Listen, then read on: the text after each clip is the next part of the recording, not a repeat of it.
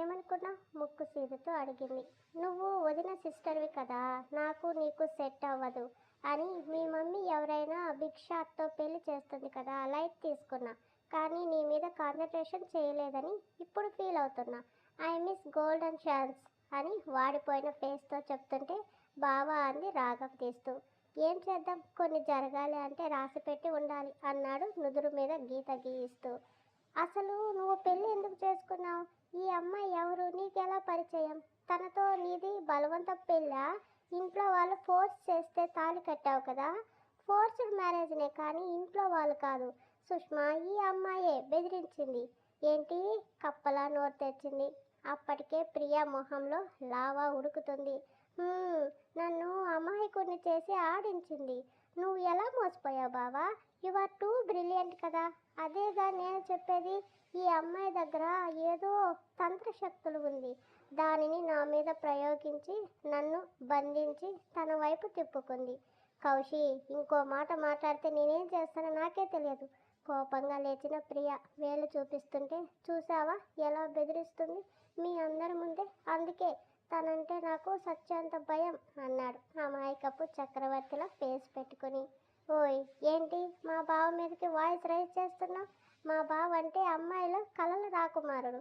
తన చూపు కోసం కాలేజ్ డేస్లో అమ్మాయిలు పరితపించిపోయే వాళ్ళని ఇప్పటికీ చెప్పుకుంటుంటారు.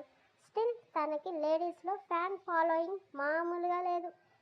అలాంటిది నీలాంటి ముద్దపప్పుని ఎలా చేసుకున్నాడు? నిన్ను చూస్తుంటే రొమాన్స్లో ఏబిసిడీలు కూడా వచ్చినట్టు లేవు విసుగ్గా అంది సుష్మా. అవన్నీ తెలియదని ఫ్రెష్ ఫిగర్ అనే చేసుకున్నాడు మీ బావ పటపట పళ్ళు కొరుకుతూ చెప్పింది. ఏంటి బావా, నిజమా?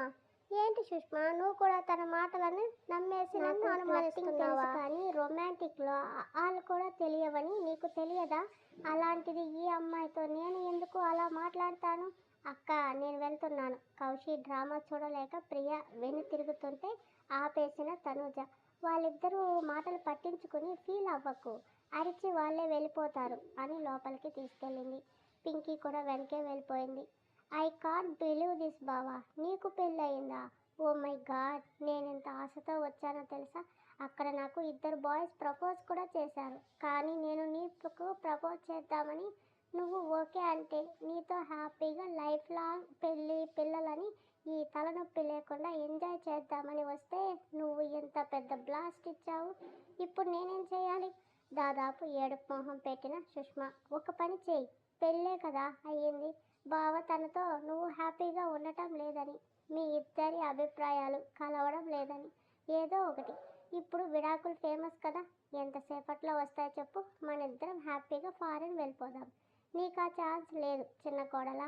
ప్రియా ప్రెగ్నెంట్, తన కడుపులో మా వంశాంకురం పెరుగుతుంది. కాబట్టి ఇలాంటివన్నీ వదిలేసి చక్కగా మీ అమ్మ తెచ్చిన ఆ సాఫ్ట్వేర్ సంబంధం ఓకే చేసుకొని ఫారిన్ వెళ్ళు, నీ భర్తతో తిరుగు. అంతేకాని నా కొడుకు కాపురం చెడగొట్టాలని చూడకు, సీరియస్గా చెప్పింది రేవతి గారు.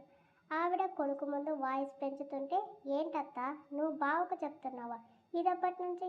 నా కొడుకు కదా, కొట్టుకున్నా తిట్టుకున్నా ఆఖరికి చంపుకున్నా మాది రక్త సంబంధం. చిన్నప్పుడు ఎలాగో దారిలో పెట్టలేకపోయాను, కనీసం ఇప్పుడైనా అవకాశం వచ్చింది. నా కోడలు జోలికి వస్తే కొడుకని కూడా చూడను అని వేలు చూపించి, వచ్చావుగా అతిథిగా మర్యాదలు చేసి పంపిస్తాము, చక్కగా వెళ్ళని తినడానికి పెట్టి వెళ్ళింది.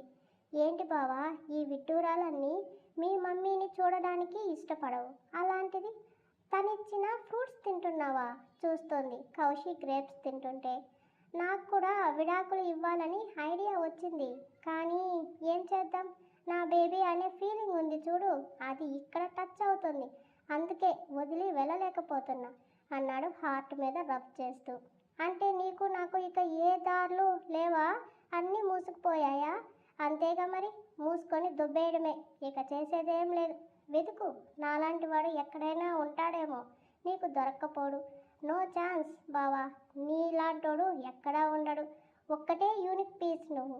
ఆ పిల్ల మచ్చేసుకొని పుట్టింది, నీలాంటి వాడిని ఈజీగా కొట్టేసింది. రాక్షసి, పళ్ళు కొరుకుతుంటే టెన్షన్ పడి బీపీ తెచ్చుకోకు, ఈసారికి ఇలా కానివ్వు అన్నాడు. నో బావా, నేను ఎలా వదులుతాను? నేను వదలను. ఏం చేస్తావు మరి? ఆ పిల్ల అడ్డు తొలగించేస్తే? సైడ్ స్మైల్తో అంటున్న సుష్మా గొంతు పట్టి పైకి లేపాడు కౌశి. సుష్మా కేకతో ఇంట్లో అందరూ పరుగు పరుగున కిందకి వచ్చారు, ప్రియాతో సహా.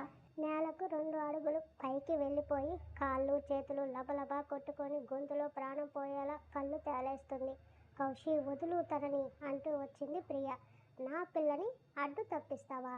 నీకు ఆలోచన వచ్చింది అంటే నువ్వు భూమి మీద బతకూడదు, ఇలాగే ఉండు గాలిలో అంటుంటే వదలరా కౌశి చేతులు పట్టుకుంది.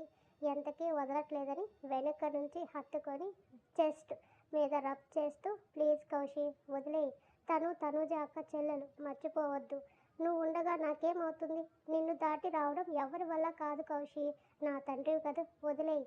కౌశి తనూజని చూశాడు, కళ్ళతోనే బతిమాలింది ప్లీజ్ కౌశి వదిలేయి అన్నట్టు. చస్తావా చంపుతావా? కౌశి గర్జనకి చెప్పే వీలు లేక వదిలేయమన్నట్టు చేతులెత్తి దండం పెట్టింది సుష్మా. పట్టుకున్న గొంతుని ఒక్కసారి వదిలేయడంతో నేల మీదకి కుప్పలా పడి గొంతు పట్టుకుని ఏడ్చేసింది సుష్మా. తనూజ వాటర్ తీసుకొచ్చి చెల్లికి తాపించి కౌశల్ మళ్ళీ రియాక్ట్ అయ్యే ఛాన్స్ ఇవ్వకుండా బయటికి లాక్కొచ్చేసింది. నీకేమైనా పిచ్చా సుష్మా? కౌశి ఎంత డేంజరస్ తెలిసి కూడా ఇలాంటి పిచ్చి పనులు ఎలా చేస్తున్నావు? అతను ఒక అమ్మాయిని యాక్సెప్ట్ చేశాడంటేనే నీకు అంత అర్థమైపోయి ఉండాలి. ఆ అమ్మాయి అతనికి ఎంత ఇంపార్టెంట్ అని. పైగా పెళ్ళయింది, అతని బేబీ ఆ అమ్మాయి కడుపులో ఉందని తెలిసి కూడా ఇలా ఎలా మాట్లాడావు? నువ్వు నిజంగా అతన్ని ప్రేమించి ఉంటే కౌశి అమ్మాయి వరకు వెళ్ళి ఉండేవాడు కాదు. కానీ నువ్వేం చేసావు? జస్ట్ అట్రాక్ట్ అయ్యావు అతని బాడీకి, అంతేనా కాదా? కల్లూరిమి చూసింది తనూజ. కానీ తనకు కావాల్సింది కూడా అమ్మాయిల బాడీలే కదా తనూజ. నేనేమైనా తప్పుగా అన్నానా? వెక్కి వెక్కి ఏడుస్తుంటే 2 లెంపకాయలు వేసి పిచ్చి పట్టింది నీకు. పద ఇంటికి వెళ్ళి అమ్మకు చెప్పి పిచ్చి తగ్గిస్తానని కారు తీసింది. ప్రియా చేతులు విసురుగా వదిలించేసి ఏంటే తండ్రి అంటున్నావు? ఆ లఫుట్ గాడితో పోల్స్తున్నావా అని ప్రియా చేతులు 2 మెలితిప్పాడు. నన్నెందుకు అంటావు? నువ్వేగా ఆ పిల్లని రెచ్చగొట్టావు.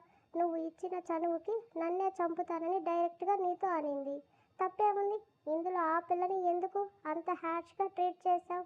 ఆడపిల్లలతో ఎలా మాట్లాడాలి ఎలా ఉండాలని కూడా నీకు తెలియదు, ఎర్రబడ్డ చేతులు ఊదుకుంటూ అంది. ఇంతలో రేవతి నిరంజన్ గారు కిందకి వచ్చారు. తండ్రి నడుము వెన్ను నొప్పితో బాధపడుతున్నాడని యశ్వంత్ చెప్పాడు. అయినా పట్టించుకోలేదు కౌశి.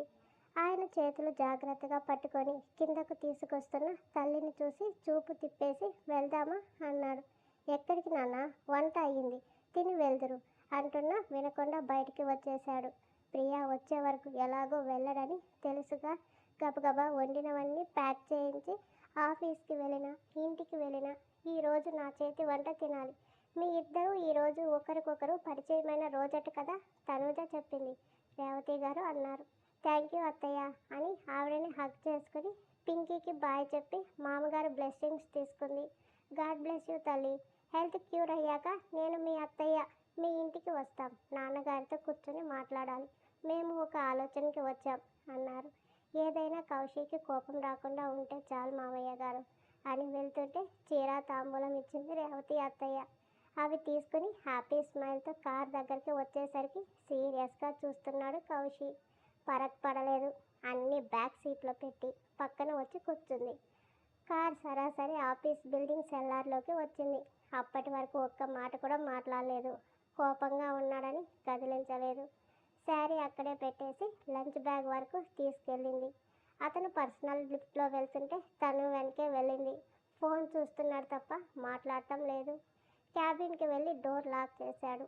ఉడుక్కుంటూ తన ఫింగర్ సెన్సార్తో ఓపెన్ చేసి పర్సనల్ రూమ్లోకి వెళ్ళి రిలాక్స్డ్గా బెడ్ మీద పడుకుంటుండగా నిర్మలా గారి నుంచి ఫోన్ వచ్చింది. లిఫ్ట్ చేసి అమ్మా అంది. ప్రియా ఎక్కడున్నావు? ఇప్పుడే అత్తయ్యను మామయ్యను కలిసి కౌశి నేను ఆఫీస్కి వచ్చామ్మా. ఏమైంది? నీ వాయిస్ ఏంటి అలా ఉంది అని అంది. ఆవిడ ఏం చెప్పడం లేదు. సన్నని వెక్కిళ్ళు వినిపిస్తుంటే అమ్మా ఏమైంది, ఎందుకు ఏడుస్తున్నావు అని కంగారుగా అడిగి బయటకు వచ్చింది. పీసీ ఆన్ చేసిన కౌశి ప్రియా వాయిస్కి ఆమె ఫేస్లో కంగారు చూసి కనుబొమ్మలు ముడిచాడు. అమ్మ నిన్నే ఏమైందంటే చెప్పవేంటి? నాన్న బాగున్నారు కదా, తనకేమైనా అయ్యిందా? అందుకే ఏడుస్తూ కంగారు పడుతున్నావా అంటుంటే గుండ్రాయిలా ఉన్నాడు, గుండు జీడిపప్పు తింటూ. వాడికేమైంది అన్నాడు